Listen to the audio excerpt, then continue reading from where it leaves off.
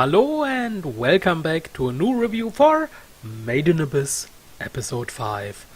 And oh my good lord, this episode, it was scary as fuck. Not the entire episode, just the new person showing up at the end.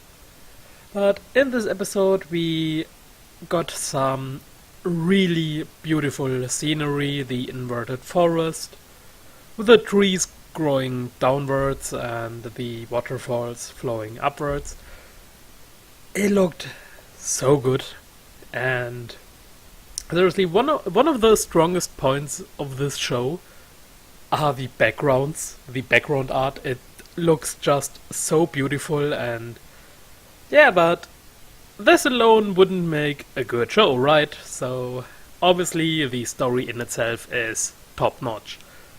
And not only the story, but also the, how should I say, the characters, the atmosphere, the music, everything plays such a huge role to make this show this good. And in this episode we encountered a certain type of beast from the second layer, and it's a corpse sweeper, I think it was called, and it's seriously a scary type of beast. Because Reg was hearing the cries for help, and when they got there, they saw this beast eating a human. And it wasn't the human who cried for help, but it was the beast, and this beast is imitating the cries for help of the prey they've just ate. And it's seriously scary if you think about it, because you hear the voices, maybe the person of your troop that is gone missing, you're looking for him, and then you're running into that trap, and other beasts will show up, or this one beast will eat you. Seriously scary. And the beast saw Reg and Riko, and Riko was taken away by one of those beasts.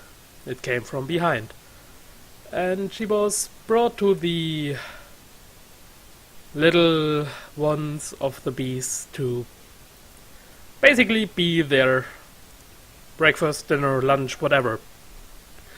And Reg tried to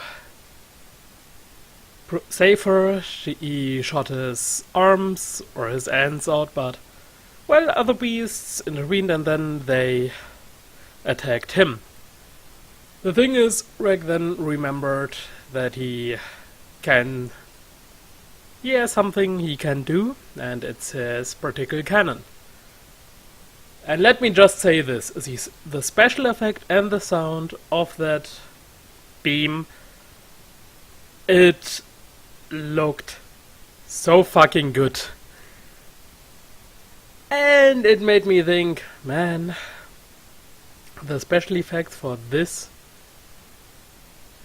particle cannon beam, it looks so much better than the effects of other action, supernatural, whatever anime in general.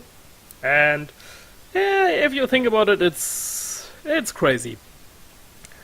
And when Riko saw, because he stretched out his hand and caught the falling Riko after he killed the beasts and destroyed quite a good amount of the area, he caught her, and then he saw that even though she was just taken a bit into the air, they didn't even go up to another layer or something like this. It was just a couple of meters, and the curse of the abyss started to show its signs. And then it really made me think, well, if you go down there, thinking about going up just for a little bit, because maybe there's a little hill or a rock about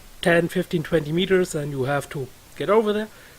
The course is going to kick your ass, huh? And I think the way they showed the course on Riko, it gave me a really good view and how dangerous and how strong the actual curse is. Not strong with the symptoms in itself, well, they are the deeper you go, but also the how fast it's going to activate. And it's seriously scary. And then the two continued. Riko not waking up really fast, so Reg look after her, and after Riko woke up, he collapsed as well, and then he had quite the nightmare. And he was really troubled by his particle cannon, because what if he had hit Riko?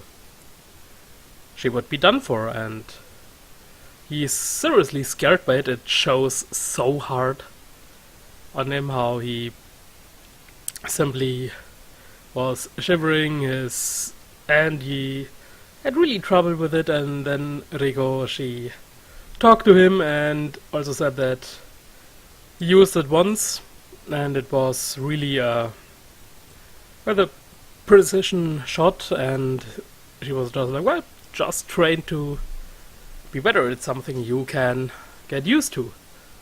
So really looking forward to see this. And then we got the continuation of their trip, going to the Seeker camp. And on the way we had, like I said, the inverted forest, really great scenery, and then there was this huge telescope, and there was someone on lookout saying that two are approaching, a red whistle and, well, two rattle whistles actually, or one. And Reg is, I don't know, he don't have a whistle at all. And she asked if they should lower the gondola so they can go up there. And it didn't happen, and Riko was also wondering, well, what the hell?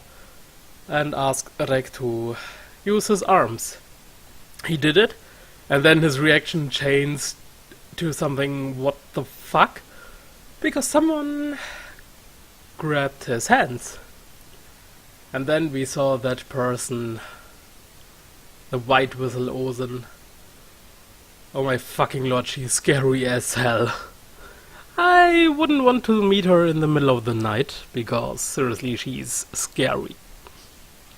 But yeah, overall great episode. Really looking forward to see what will happen next week, and if the white whistle can be trusted or not. Because her reaction was like, well, that Brett survived. Yeah. Something is kinda scary, so we have to check it out next week. And yeah, these are my thoughts for episode 5 of Made in Abyss. As always, thanks for watching, and I hope I will see you guys next time as well. Till then, bye bye.